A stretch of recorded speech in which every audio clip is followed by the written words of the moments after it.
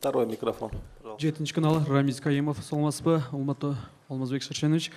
Менин суроомундай, Кыргызстан көз кыранды электр энергиясына ээ болдук деп келе жатабыз да, бирок ошол эле учурда Кыргызстанда электр энергия жетпеген аймактар бар. Мисалга алсак, Жалал Абад облусунда жаз кечүү айылдары ошондой эле 400 адам жашаган Кызыл Бейит деген айыл бар да. Ушул айылдарга сиздин президент тушуңузда электр энергиясы жетиши мүмкүнбү? Ушул боюнча анан экинчи суроо.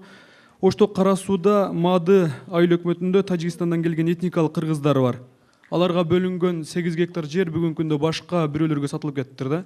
Алар биздин телеканалга кайрылып, анан ушуну президентке жеткирип коюңуздарчы биздин үнүбүз деп суранышты эле. Алар бүгүнкү күндө үйү жок, жери жок, темир гараждарда жашап, ар жерде жашап келип атышат да. Ошолор айтып кетишти эле, ушу президентке жеткирип коелачы, бизге да көңүл буруп койсун дедиле. Көзөмөлүңүзгө алып койсоңуз.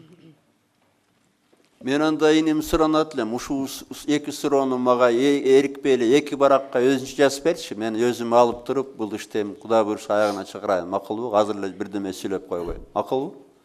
Экөөнү тең мага жазып, балдарга калтырып кет. Балдар алып коет сенден. Макулбу? Сүйлөштүк.